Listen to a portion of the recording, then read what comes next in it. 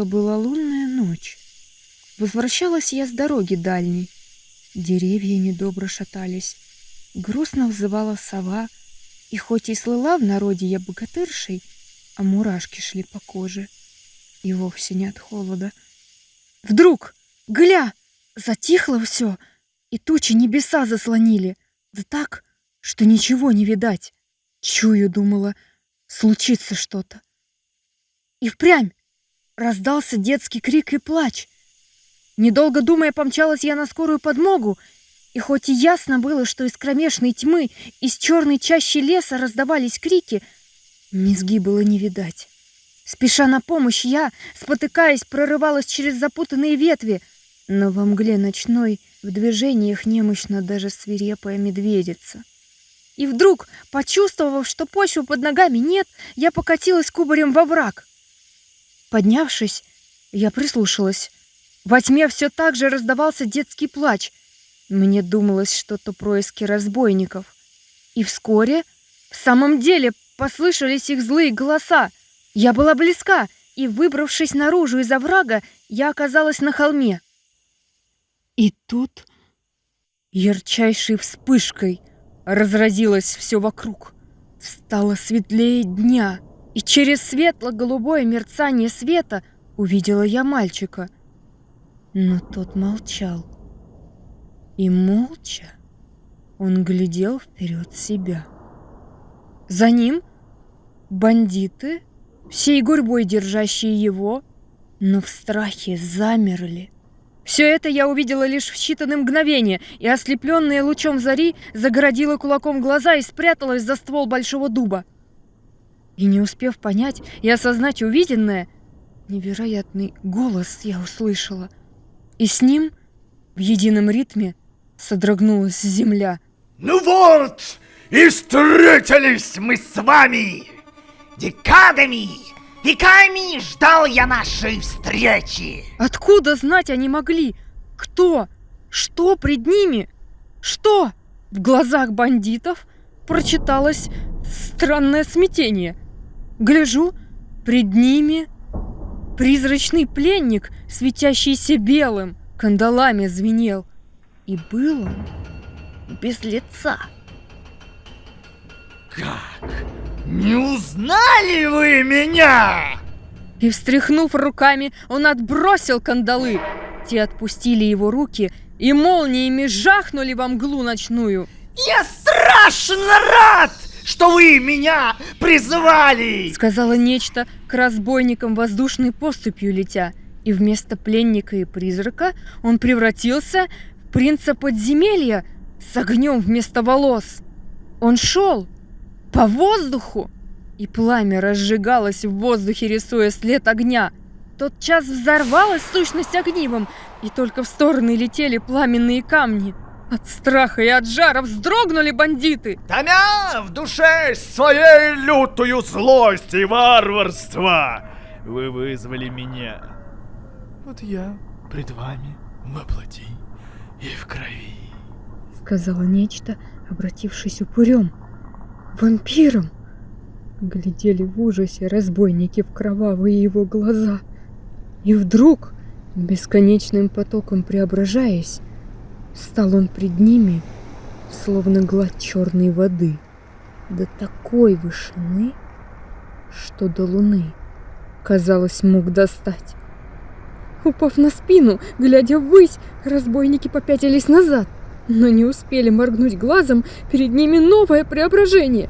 Непонятно, то ли это громадных размеров череп со светящимися очами качался на веревках меж ветвей, то ли когтистый монстр, словно змей-призрак из космических глубин, брызжущий ядом.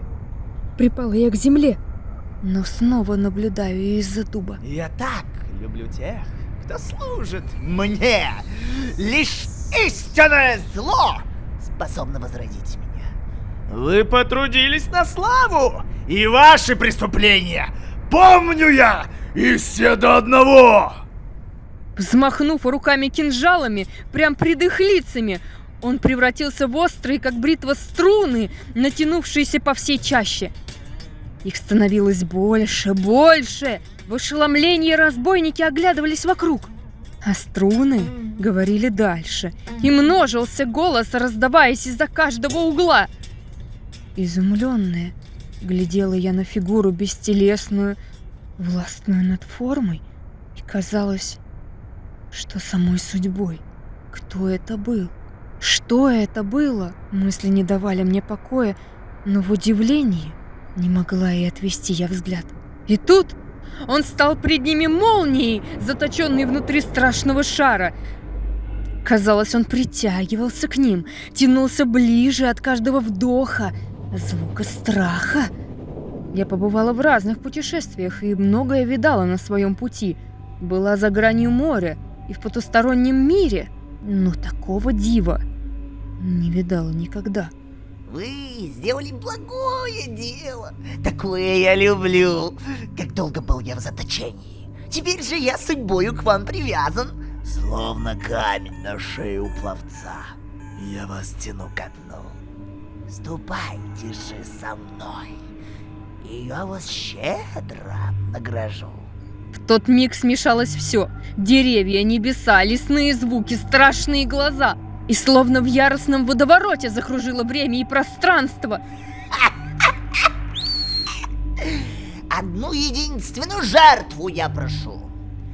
Если еще раз совершите зло, я буду вашим спутником навечно. Разбойники, бросая палки и оружие, ринулись в чащу леса. И след их вмиг простыл. А что же мальчик? Робкий он стоял, опешив, но, сам того не понимая, восхищаясь. Фигура двинулась к нему. Следила из-за дерева я и не верила своим глазам в который раз. Сущность испарилась и упала с неба яркую звездою. Мальчик поймал ее. Скорей, за мной. Вспорхнувшей лунной бабочкой заговорило нечто, и деревья расступились перед ними. Я здесь, сюда. И в удивлении ребенок поспешил за дивным чудом, то плескаясь течением реки, то играя танцем двух загадочных и дружелюбных лун, то нечто все вело. Верь мне. Проследовав за ними, и я выбралась из чащи. Вот он и рассвет, первые проблески зари. А вот и дом. Родных увидев, мальчик бросился к ним. Взглянуть успела я лишь раз еще в тот день на диво. На этот раз он восседал ветвистым, из листвы изотканным крошечным цветочным существом. Он взглядом озарил деревню в последний раз, но обернулся снова в сторону чащи.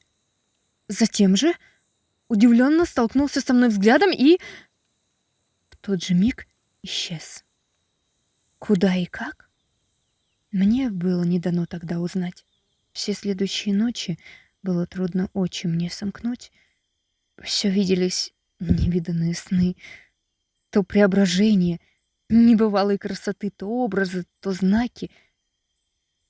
И все же, кто ты?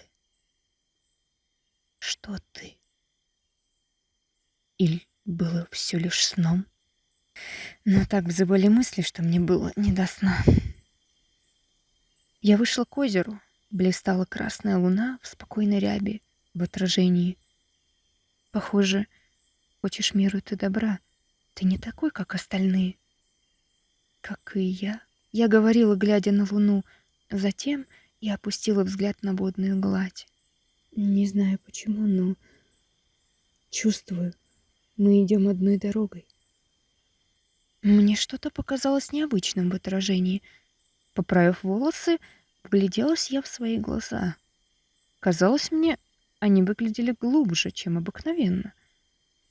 Но, уловив снова мысли нить, вздохнула я, прикрыв глаза. Если б только встретить еще раз тебя смогла бы, я бы непременно подошла. Я бы сказала: «Здравствуй, добрый дух. Мое имя Мара». И с легкой грустью встала я и повернула к дому. Но услышала я плеск.